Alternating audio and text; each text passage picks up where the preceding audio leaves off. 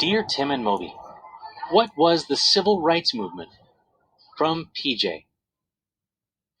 The American Civil Rights Movement was about having universal rights for all people, regardless of race. Before the 1960s, America was a very different place. In many parts of the country, African Americans were barred from lots of public spaces. Movie theaters, restaurants, buses, and trains all had separate areas for black and white customers. African Americans also had to live in separate neighborhoods and couldn't hold the same jobs as whites. This practice of separating African Americans from white people was called segregation. Segregation was widespread, touching every part of society, even at school. One turning point came in 1951 with an African American student named Linda Brown. She was barred from attending the school closer to her home. Instead, she had to ride a bus to a black school across town. So her father joined a dozen other parents and sued the school board. By 1954, the case had gone all the way to the Supreme Court. The court ruled that segregation in public schools was unconstitutional. It was a landmark case known as Brown versus the Board of Education of Topeka, Kansas. Well, it wasn't that simple. These new laws had to be enforced, and there were still lots of other laws and customs that discriminated against African Americans. In 1955, an activist named Rosa Parks took a seat on a public bus in Montgomery, Alabama. Soon the bus filled up, leaving no free seats for white passengers. When the driver told Parks to give up her seat, she refused and was arrested. Well, that was the rule back then in Alabama and throughout most of the South. African Americans had to give up their seats if any white people were standing.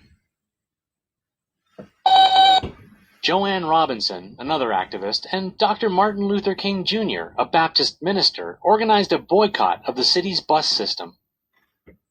Most black citizens of Montgomery refused to ride on the buses for more than a year.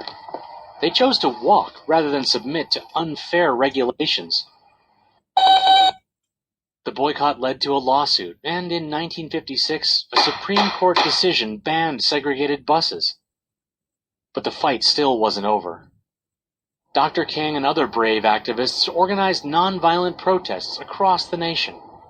During sit-ins, black students visited whites-only lunch counters. They quietly sat there until they were served, or until the store closed. As a result, they were often harassed, or even arrested. And freedom riders rode buses from other states throughout the South. They were there to make sure the buses were integrated, with blacks and whites sitting next to each other, like the law said. These peaceful protests were often met with anger and sometimes violence. Yeah, it's hard to imagine how something like that would make people so mad. But people often feel threatened by change. The movement reached a high point with the March on Washington for Jobs and Freedom. On August 28, 1963, hundreds of thousands of people marched through the heart of the country's capital. Dr. King delivered his momentous I Have a Dream speech. The very next year, the Civil Rights Act of 1964 outlawed all discrimination based on race, religion, sex, or ethnicity. Public facilities could no longer be segregated, and businesses would have to make an effort to hire a more diverse workforce.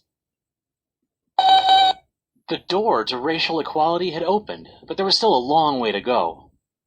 New laws were just the beginning. It took years of struggle before they were fully enforced.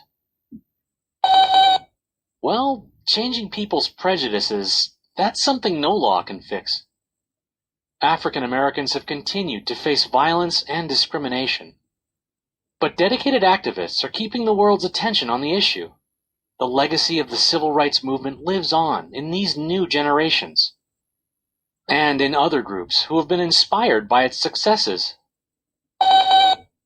Women, immigrants, gay and transgender people, these groups and others are still struggling to be treated with dignity, whether it's fighting for equal pay, the freedom to live proudly and openly, or the right to simply be left in peace.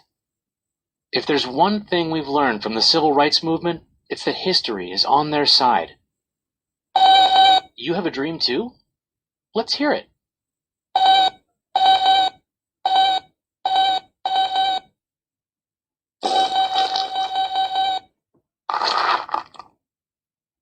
Oh, gee, wish I could hear the rest, but class is starting. Bye.